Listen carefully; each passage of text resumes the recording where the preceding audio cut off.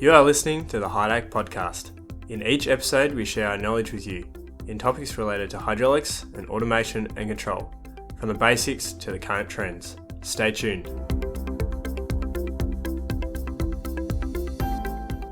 Welcome to this episode of HYDAC podcast. I'm your host, William Shaw, and on this episode, we'll be discussing hybrid cooling system packages. Today in our studio, I have Mr. Andrea Cimadoro. Andrea is the National Development Manager for Cooling Systems at HYDAC Australia and has more than 20 years' experience in the aero and thermodynamics industry around the globe. Andrea, thank you for your time today. Let's start by discussing what is a hybrid cooling system and when would you use it? Hi William, studio back again. Hybrid cooling system. It's something that we develop here in Australia, in Cooling System Australia, and we use the word hybrid with the meaning of combining the best of every technology. So what I mean by is an hybrid system for us, an hybrid cooling system for us is something that needs to do a cooling job, but you use more than one technology to do that part. So as an example, you use an air blast, you use a fluid-to-fluid plated exchanger or gasket, and a chiller. That's how we call it hybrid. And we use the positive side of hybrid. That means combining the best or the most efficient of this technology. Sometimes in everyday life, you use the word hybrid and it's got a negative feeling, not really a good one or the other side, but something in the middle, which is not great. It's not what we do. We use hybrid for the best. So just going back to your statement of in Australia we use hybrid cooling systems, is this something that is specific to Australia because of our climate and our heat and temperature we have in this country? Yes, you are spot on. Because what is happening is when you need to do a big cooler job, the tendency in Australia or the tendency in the past is to size a big chiller, a huge chiller, a monster chiller, or a big evaporative tower or something like that. So this was something good 10, 20, 30 years ago, but then over the time, this big system have indicated to mine site, to data center, to any application, food industry or aerospace or so on, that you need to maintain this big monster thing. So you need to maintain the water, you need to be careful that you don't have Legionella, and so the Australian climate is posing some challenge. So the way we tackle that is to say, okay, let's still use a chiller, but let's resize it. Let's get the majority of the heat gone by an air blast, which is cheap, easy, simple to maintain, and put all together like a main ring system, a closed loop. So just coming back to some of the benefits that we'd be discussing here. So would this include cost benefits, or potentially you've talked about reducing the size of the chiller and using air blast coolers, so would that decrease the footprint or the space requirements using a hybrid system? Yes, definitely will. So I would say you got two main benefits. Reduce of the footprint because you use a smaller component, or you use more than one component, but each component is working at its best efficiency, and indirectly reducing cost in electricity.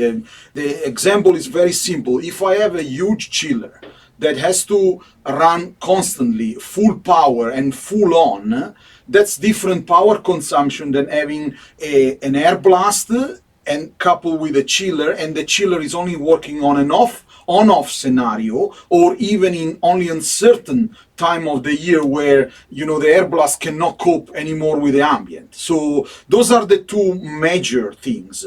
Plus sometimes also noise. The whole system is quieter than just using one technology. So looking at this from a cost perspective, you've just touched on that a chiller would be running full time, whereas we can use a hybrid system. The chiller component would only be running part time. Is there a major cost benefit of this? Yes, we proved to a few sectors that basically you get a system cost 50% cheaper than the actual status of technology or status of the art or what's been done so far. and also over time a 50% saving in electricity, in power to run the system. So we've done more than one project in different sectors. We've done aerospace, we've done mining, we've done food industry, we've done power generation, and we proved to the client that although the system is more elaborate, more component in, but at the end the savings are really tangible. Is there an approximate payback period for putting a hybrid system in? Say it would take 2 years for this to pay itself back, or 5 years? Yeah, it's very short, the payback, because as I say, immediately your capital gain is 50% at the start. So you're already saving there 50%, and then over the time you definitely pay off very quickly. So we're talking about definitely less than 3 years. So it sounds like we can apply this technology and cooling package to almost any area. Is there a certain sector or scope that we can apply this to, or what are some of the limitations that we can't apply this to? Yeah.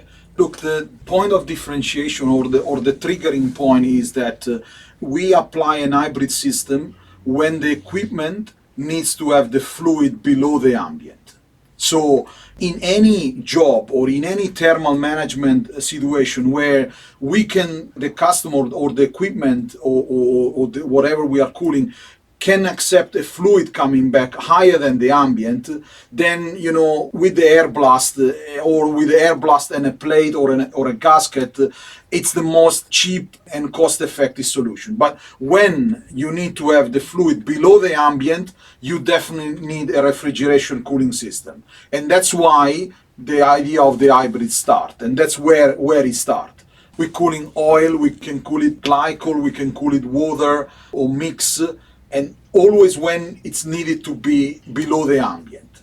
So we've talked about the cost, the footprint or the space requirements and how it's energy efficient, also a bit about the noise.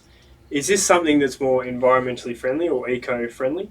Yes, it definitely is, because as I say at the beginning, the status quo or the original situation, you got a big mass of fluid, which is either water or water glycol, that needs to be maintained and needs to be reconditioned. And in some mine site, reconditioning the water on site, it's several $100,000 so every year. So the difference is that we can make a closed loop system. Every of our hybrid are closed loop, and if there is a particular issue with the water glycol, we can do the same system with pure water or tap water, and you just need to change it or maintain it, but the volume is very small compared to the traditional big evaporative tower or huge open to the atmosphere systems.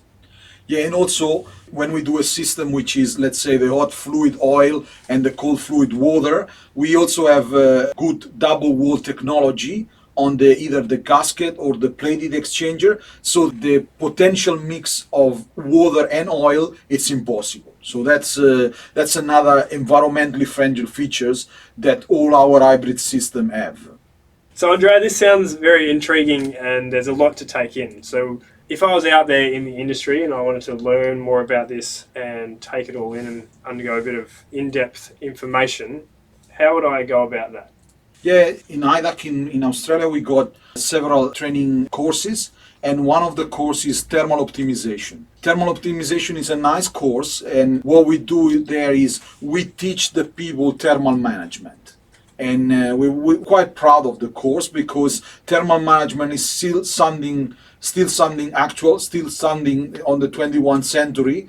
And we got a lot of people coming to the course with expectation, and they go away and they have mind blowing, like I didn't think about that before. So definitely, if you want to know more, or if you want to understand how you can put more than one component together to create an hybrid cooling system, I will recommend to attend the thermal optimization course in Melbourne. So Andrea, if I was interested in contacting the HYDAC cooling division, how would I go about getting in contact with you guys with support for an upcoming project or a cooler that I require on one of my machines? Well, we're very open in HYDAC Australia. We got different gate in point. First of all, our web page, www.hydac.com.au, and or in our social media, Facebook, LinkedIn, YouTube, podcast, you name it. So we got more than one access. And then obviously through our distribution network and through all our branches in each and every state. And that's just about all we have time for today. Thank you very much, Andrea, for joining us in our studio, and thank you everyone for tuning in to HYDAC Podcast. We look forward to seeing you next time. It's a pleasure, William. Always a pleasure. Thank you to you. Thanks for joining us on this episode of HYDAC Podcast. For an in-depth learning on the subject you've just listened to, enrol on the technical training at HYDAC Australia. For more information, visit our website, hydac.com.au. HYDAC, global presence, local competence.